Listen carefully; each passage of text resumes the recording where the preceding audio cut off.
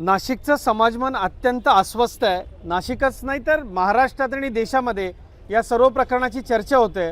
मला या निमित्ताने इतकंच सांगायचं आहे की कॉर्पोरेट कंपन्यांनी, मग त्या बँका असतील, IT कंपन्या असतील, मोठमोठ्या इन्स्टिट्यूशन्स असतील, त्यांनी असं समजू नये की आमच्यासाठी स्वतंत्र कायदा आहे, आमच्या कामगारांची आम्ही हवी तशी पिळवणूक करू शकतो आणि या आस्थापनांमध्ये काम करणारे मॅनेजर्स, या आस्थापनांमध्ये काम करणारे टीम लीडर यांनी या गैरसमजामध्ये राहू नये की कायद्याचे हात आमच्यापर्यंत पोहोचू शकत नाही। मी नाशिक पोलिसांचं अभिनंदन करेल, त्यांनी या प्रकरणात अतिशय कडक कारवाई केली आहे। पण या निमित्तानं मला एक सांगायचं आहे, खाजगी कंपन्यांमधले जे HR आहेत, या प्रकरणामध्ये त्या HRनं प्रकरणाची दखल वेळीच घेतली नाही, म्हणून तिला देखील पोलिसांनी सहआरोपी केलेला आहे।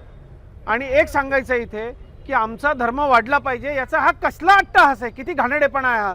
जबरदस्तीनं मांस खाऊ घालणं, हिंदू देवी देवतांचा अपमान करणं, छळ करणं, नको तिथं हात लावणं। आमच्या मुली IT कंपनीत कामाला जातात, याचा अर्थ AC असलेल्या चकचकीत धर्मांतराच्या या छावण्या नाहीत किंवा ही जेल देखील नाही। हा धर्मांतराचाच नुसता विषय नाही आहे, तर हा विषय इतका गंभीर आहे। या IT कंपन्यांमध्ये नेमकं चालतं तरी काय?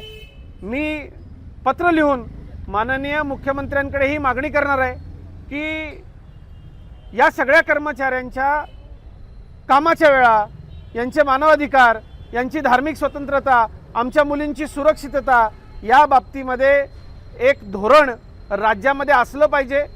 याकरता माननीय मुख्यमंत्री महोदयांना मी पत्र लिहिणार आहे। हा प्रकार नाशिकमध्ये घडला, याचं नाशिककर म्हणून अतिशय वाईट वाटतंय।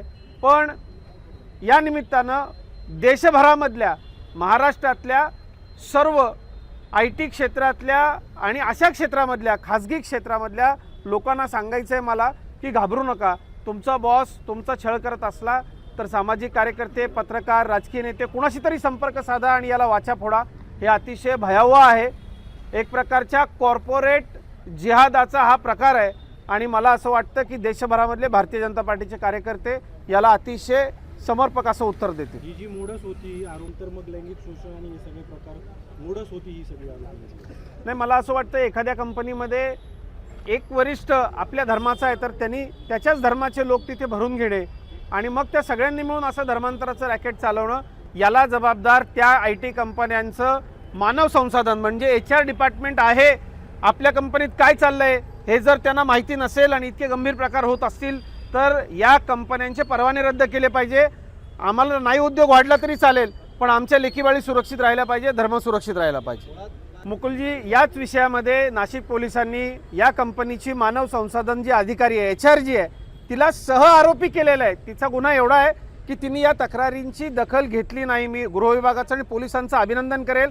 राज्यामधल्या तमाम HRsनी डोळे उघडून हे इकडे बघा, अशा घटना आपल्याकडे होत असतील, कर्मचाऱ्यांचं तुम्ही IT क्षेत्रामधल्या, खाजगी क्षेत्रामधल्या ऐकून नाही घेतलं तर हे भयानक आहे। आणि खाजगी क्षेत्रामधल्या कंपन्या या इतकी मनमानी करतात, कधी कधी कर्मचारी आत्महत्या करेपर्यंत येतात, त्यांचे धर्म बदलले जातात, मुलींवर बलात्काराचे प्रयत्न होतात। तुम्ही इथे धंदा करायला आलाय, याचा अर्थ तुम्ही ब्रिटिशांच्या ईस्ट इंडिया कंपनीप्रमाणे AC मोठमोठ्या तुमच्या चकचकीत ऑफिसमध्ये आमच्या लोकांचं शोषण कराल, असं होत नाही।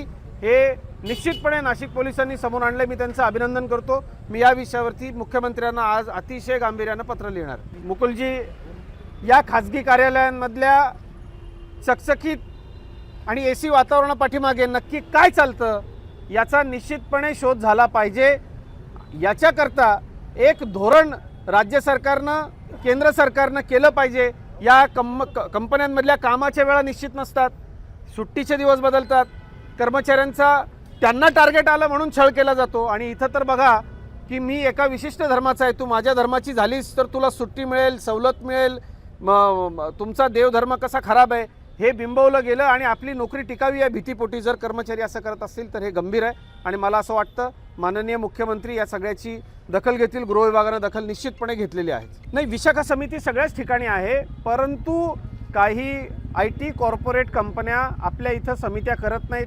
कामगार संघटनांचा तर इथं प्रश्नच नाही आहे। हे अतिशय गंभीर आहे, हे अतिशय गंभीर आहे। सरकार म्हणून आम्ही इथं कमी पडलो का तर हे निश्चितपणे मान्य केलंच पाहिजे की काही IT कंपन्या आपल्याला जी सवलत आहे किंवा आपल्याकडे IT येते म्हणून विशाखा समित्या त्यांच्याकडे नाहीत, त्यांच्याकडे ज्या मुली महिला काम करतात त्यांची तक्रार ऐकून घेण्याची ते म्हणतात आमच्याकडे आमची सोय आहे, आमचा HR आहे आणि आम्ही मल्टीनॅशनल इंटरनॅशनल लेवलचं स्टँडर्ड आमच्याकडे आहे. या बुरख्याआड ते लपतात. मी आपल्याला तेच सांगितलं की मी मुख्यमंत्र्यांना या संदर्भामध्ये पत्र लिहिणार आहे की एक या संदर्भामध्ये आपण काहीतरी